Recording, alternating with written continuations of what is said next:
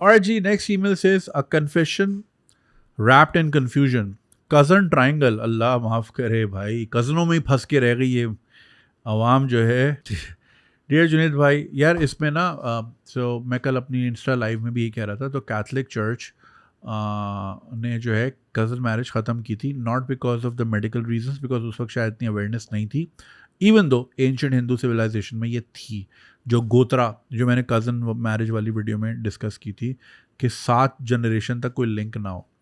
सो Catholic church ने क्या किया, सो बेसिकली हो ये रहा था कि people were staying with in tribes, ठीक है। उससे हो ये रहा था कि हर चीज़ कंसोलिडेट हो रही थी, पावर भी कंसोलिडेट, वेल्थ भी कंसोलिडेट, और इंटेलेक्चुअल लेवल भी कंसोलिडेट हो रहा था। So they thought in order for a society to flourish we need cross fertilisation of ideas and different people mingling, ताकि हर बंदा अपनी, हर क्लैन, हर ट्राइब अपनी स्ट्रेंथ लेके एक यूनियन बनाए और वो सुपर स्ट्रेंथ बन जाए, राइट। सो वरना होता क्या था जी, गोल्ड स्मिथ से ही शादी कर रहा है, जो ब्लैक स्मिथ है वो ब्लैक स्मिथ से ही शादी कर रहा है, वगैरह वगैरह। और उन्होंने यही शर्त लगाई कि 7 नस्लों तक कोई लिंक ना निकले। तो फिर उसके बाद 12th सेंचुरी के बाद ये जो है ना रिलीजियस डिक्री वेटिकन से जारी हुई, और उसके बाद people started marrying in different different tribes, different different जो है क्लैंस। फिर उससे जो एक बेहतरीन फॉस्टरिंग हुई और एक बेहतरीन नशोनुमा हुई एक सोसाइटी की, और एक बेहतरीन अजहान निकले, वो अलग बात है कि फिर उसी के बाद वेटिकन की ही छुट्टी हो गई। खैर छुट्टी तो नहीं हुई, वो सिर्फ बैकफुट पे गए, आज भी दुनिया वेटिकन ही चलाती है। तो फिर उसकी वजह से Europe became Europe and it came out of the dark ages. So it took like, उस वक्त का ये डिसीजन 12वीं सदी का डिसीजन लिया हुआ आज 21वीं सदी में काम आ रहा है, तो इतने साल लगते हैं। और जिस हिसाब से हम कज़नों में फंस गए हैं, ट्राइंगल, रेक्टेंगल, पेंटागन सब बना रहे हैं, तो भैया 5,000 साल लग जाएंगे। सो बहुत से लोग पूछते हैं ना आप होपफुल क्यों नहीं हो, मैं 2 रीज़न्स देता हूँ। हर साल आप बजट देख लो, तालीम का बजट कम ही हो रहा है, ठीक है। मैं भी वो वीडियो बनाने गया था एक मोहल्ले में, अल्लाह माफ़ करे यार, इतने बच्चे, and on a Tuesday afternoon बच्चों से लेके बड़ों तक सब खड़े हुए थे। Kids had no way to play, चप्पल ही नहीं थी, कपड़े ही नहीं थे, और सबका हाथ शलवार के अंदर था, क्योंकि नहाने को पानी नहीं है, तो सब खुजा रहे थे। ज़ाहिर आपके जहाँ जहाँ पे क्रेविसेस होंगी तो फिर आपको खुजली तो होगी, गर्मी का मौसम है।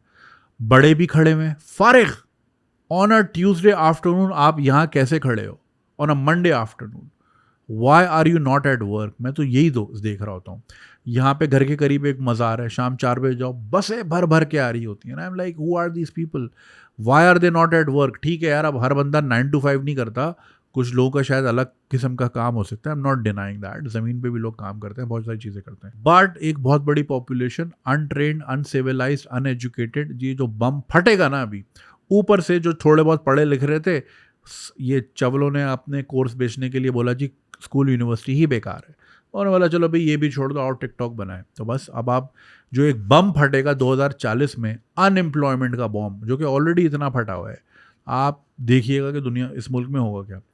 तो तालीम का बजट में हर साल देखता हूँ, ये एक मेरा मैट्रिक है कि भाई ये तो मैट्रिक ही नहीं पढ़ा रहे, तो क्या ही मुल्क तरक्की करेगा। और जिसमें आप HEC की रॉयल्टीज़ ख़त्म कर दें, जिसमें आप तालीम का बजट स्लैश कर दें, तालीम के बगैर कुछ भी नहीं है। अरे भाई, कुरान में लिखा है रब्बी ज़िदनी इल्मा, और इकरा से पहला लफ्ज़ शुरू हो रहा है। जब भाई तालीम के ऊपर तो कितनी जो है कितना फोर्स किया गया कि भाई तालीम आपने देनी है।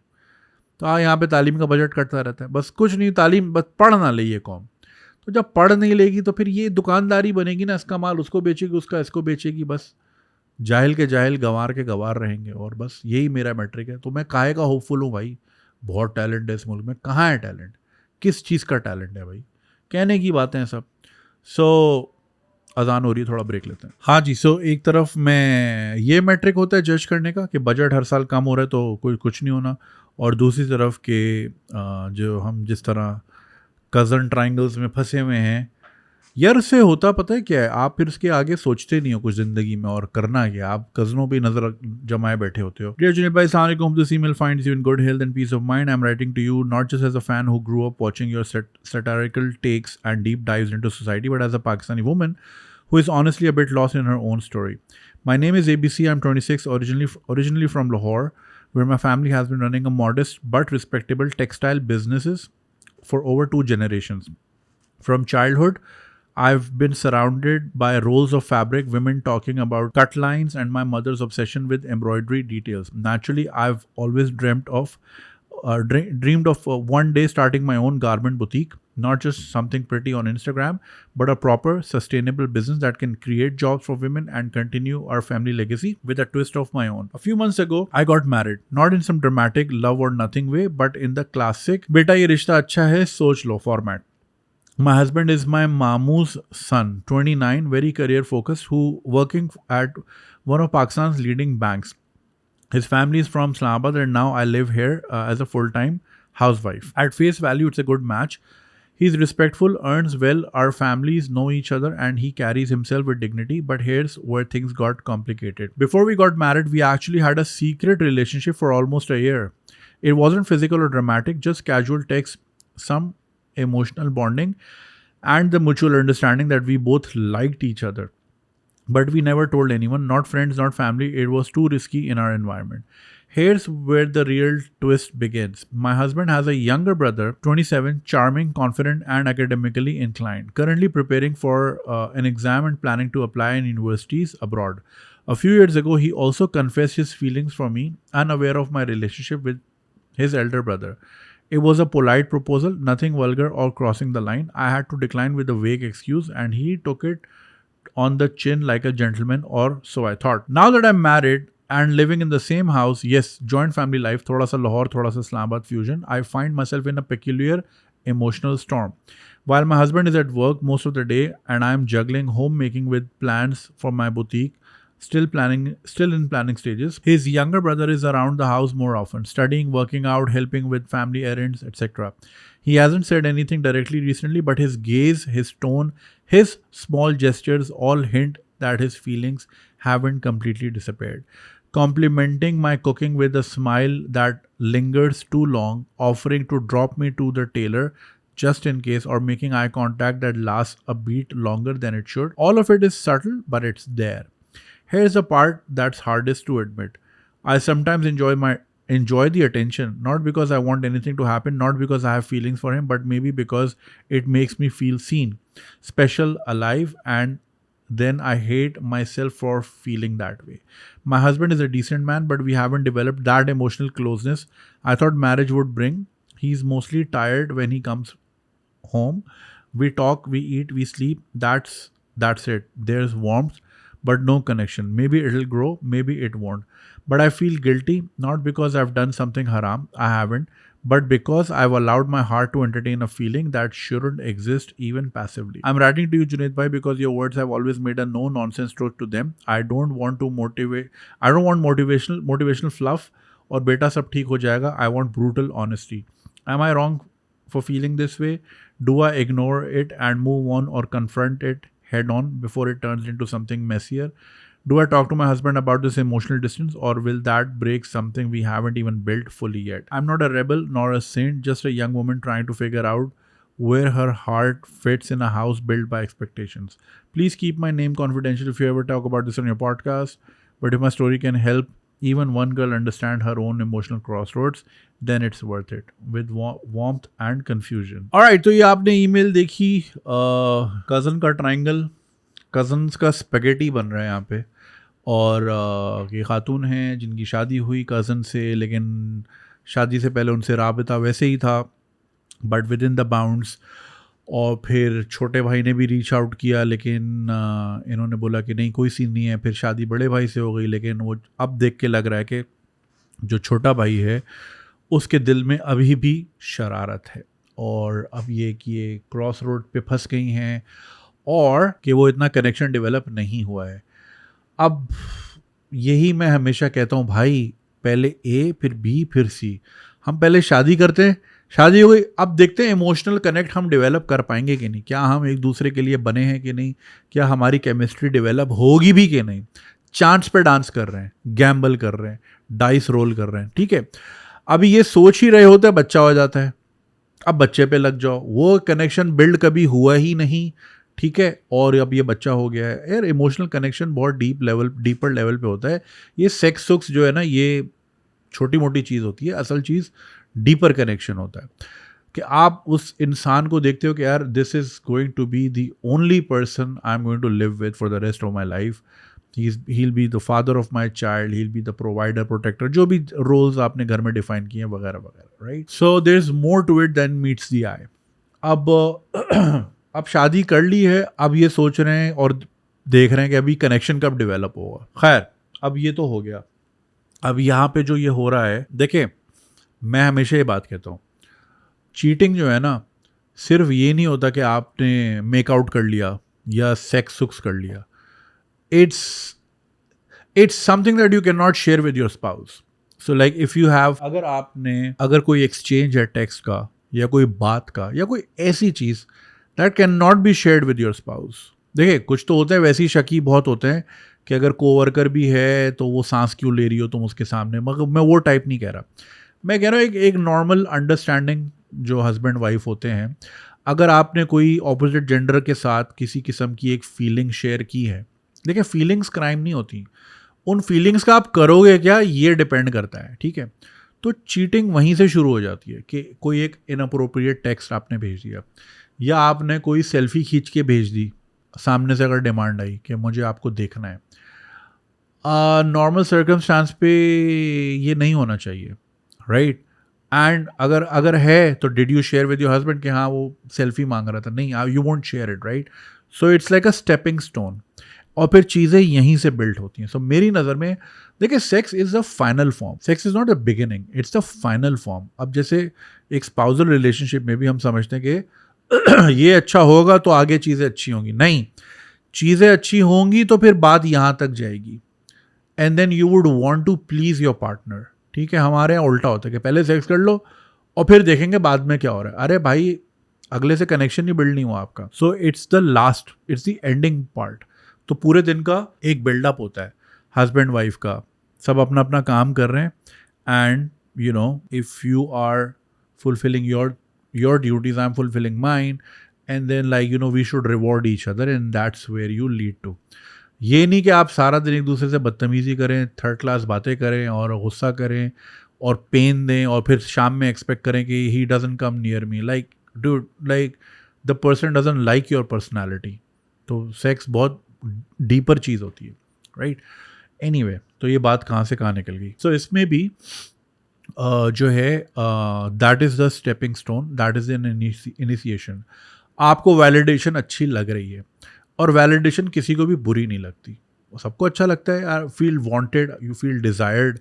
किसको बुरा लगता है? ये बिल्कुल अच्छा लगता है। Now like I said, feelings are not crimes, what you do with those feelings matters more. और देखिए, ये हमेशा जो है ना वैक्यूम कहीं ना कहीं से होता है।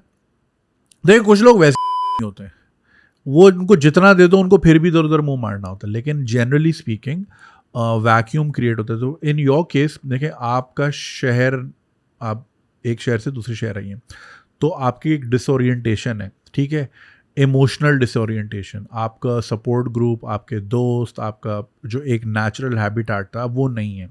So you are emotionally disoriented. अब उसमें एक वैक्यूम क्रिएट हो रहा है, और फिर उसमें ये भी हो रहा है कि your husband is like you said, he is tired, और दायरा बैंक की नौकरी है वगैरह वगैरह। सो वो एक इमोशनल कनेक्शन वहाँ भी नहीं हो रहा। So there is a vacuum, बहुत सारे फैक्टर्स प्ले कर रहे हैं रोल। अब उसमें जो वैक्यूम, आपको अगर अक्रॉस द टेबल स्माइल मिल रही है या तारीफ़ें मिल रही हैं, आप अच्छी लग रही हैं, या भाभी आपने आज ये किया वो किया, तो आपको वो चीज़ अच्छी लग रही है। But like I said, what's wrong is wrong. जो चीज़ आपने हस्बैंड से शेयर नहीं कर सकती, विच मीन्स कि you also deep down know कि this is not appropriate. And like I said, कि जो इमोशनल इनफिडेलिटी होती है, ये बड़ी स्लिपरी स्लोप होती है। It starts with you know feeding into the validation, तारीफ़ें करना और ये करना, make the other person feel wanted, make the other person feel desired, make them feel visible. बहुत से लोग इनविजिबल ज़िंदगी जी रहे होते हैं, बस वो सुबह उठे, बच्चों को तैयार किया, स्कूल भेजे, काम किया, ये किया वो किया, घर आया, खाना खाया, सो गए। इनविजिबल ज़िंदगी होती है। तो उसमें अगर कोई आके बताता है कि नहीं you are this, you are that, तो वो इंसान फील करता है। सो इमोशनल इनफिडेलिटी यहाँ से शुरू होती है।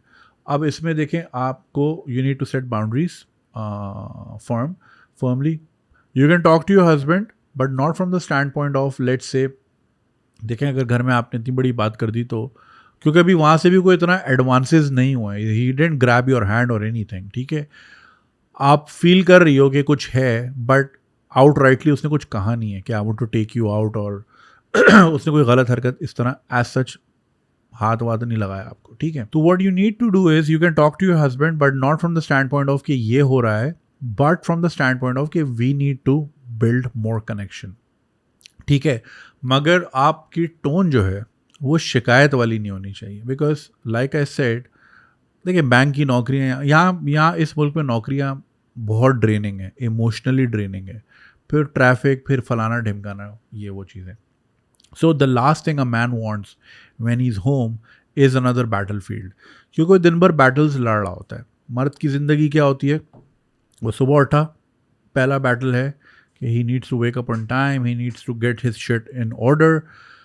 ट्रैफिक एक बैटल है, ऑफिस गया, ऑफिस की पॉलिटिक्स एक बैटल है, परफॉर्मेंस एक बैटल है, वगैरह वगैरह, शाम में फिर ट्रैफिक है, वगैरह वगैरह. उसके बाद देखिए सोल्जर भी जब जाता है ना, पुराने ज़माने का, अब तो फजर के टाइम ही मिसाइल चलते हैं, मगर पुराने ज़माने में जो जंगें होती थी तो शाम को वो फिर बंदे लाशें उठा के अपने अपने कैंप में आके सोते थे कि यार बाकी कल लड़ेंगे. तो the last thing a man wants when he is home is another battlefield. So मुझे बड़ा एक कोफ्त होती है ये सुन के कि कुछ औरतें शिकायतों का पलंदा लेके बैठी होती हैं. तुम्हारी माँ ने ये बोला, माँ खींच रही थी, तुम्हारी बीवी नहीं बोला, मर्द कहते यार भाड़ में जाओ, वो बाहर ही फिर गाड़ियाँ चलाता रहता है कि इनमें से एक तो सो जाए, फिर मैं घर आऊँगा. So you can't complain to him that way, but like it should sound more inviting कि I am very much interested in sharing this bond and building this bond with you. Let's do things that can bring us more emotionally closer. So जब आप वहाँ emotionally closure होंगी, ठीक है, वो अपना रोना रोएगा, बैंक में काम है, ये है वो है, फलाना ढिमकाना, but like be more and more inviting so that he feels visible, he feels validated as well, and then you need to acknowledge yes, I do acknowledge you work really hard and everything, but at the same time आप समझ रही मैं क्या कह रहा हूँ, make him feel validated and then he will in turn make you feel validated. तो फिर जब आपकी needs वहाँ से पूरी हो रही होंगी, emotional, physical and everything, तो then फिर ये चीज़ आपको एक फजूल की वाइट नॉइज़ लगेगी. फॉर एग्जाम्पल, इफ़ यू, खैर आप तो खुद खातून हैं जो मर्द हजरात सुन रहे हैं, a woman is offered, वो इसका एक जोक है क्रिस रॉक का, like a woman is offered a dick every 5 seconds.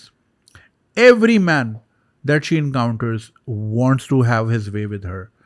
चाहे वो लिफ्ट का दरवाज़ा कोई खोल के खड़ा हो, चाहे कोई फलाना ढिमकाना, almost every man is looking for a crack in the door के वो कुछ करे. And like women are great at not giving into that, because women go through the emotional route.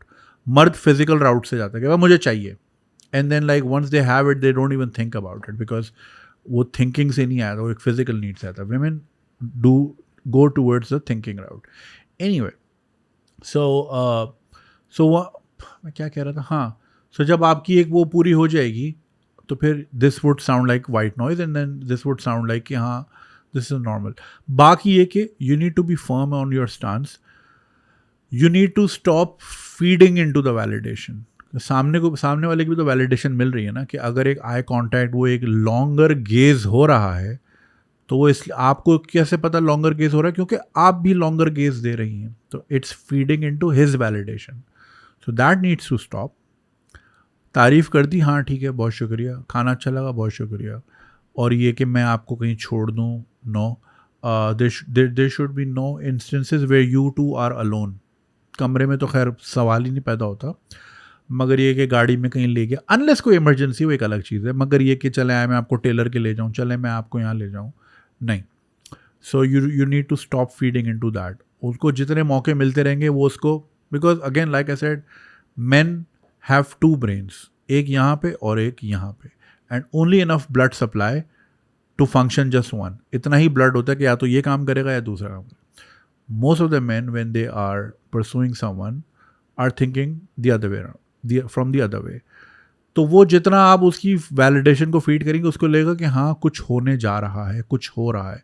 So he is gonna try even harder and harder and harder into creating such situations. So you need to be very firm on your stance, respectfully. ज़रा उनको एक push back करें. Women are good at it. When it comes to setting boundaries, women are good at it. और वही वाली बात है ना कि मर्द की हिम्मत बढ़ती ही तब है जहाँ उसको लगता है कि सामने से थोड़ा सा क्रैक है. ना आई एम नॉट सेइंग कि मर्द ज़बरदस्ती नहीं करते, ऑफ कोर्स करते हैं, लेकिन ये कि इस तरह की सिचुएशंस में कि थोड़ी हिम्मत जो आप टेस्टिंग वाटर करते हो ना कि पहले आपने एक रिस्की टेक्स्ट भेजा, कोई ख़ास रिटेलिएशन नहीं आई, फिर आपने थोड़ा और रिस्की टेक्स्ट भेजा या कोई और रिस्की बात की, तो वो जब तक सामने से एक सॉर्ट ऑफ एक्सेप्टेंस, जब ना नहीं आ रही तो हाँ ही है ना, समझ रहा है मेरी बात, तो वो और आगे बढ़ता जाता है आगे. So you need to be firm, set your boundaries, don't ruin your marriage, don't ruin your home. It sounds like a perfect thingy. अब वो अलग बात है कि आपने जो है ऑर्गेनिकली ग्रो नहीं होने दी अपनी शादी, but work on that and reach out to your husband, because जो वैलिडेशन आपको वहाँ से मिल रही है वो यहाँ से आनी चाहिए. और यहाँ से तब आएगी जब एक बॉन्ड क्रिएट होगा, और बॉन्ड तब क्रिएट होगा जब उसको ये चैलेंज नहीं लगेगा. अगर मर्द को ये लगेगा ना कि घर आके अब इसको भी खुश करना है, बोलेगा भाड़ में जाओ, मुझे कौन खुश करेगा, सारा दिन तो मैं लगा हुआ हूँ, नौकरी भी कर रहा हूँ, ये भी कर रहा हूँ, वो भी कर रहा हूँ, I am filling all the shoes, I am fulfilling all the roles, मुझे कौन खुश करेगा.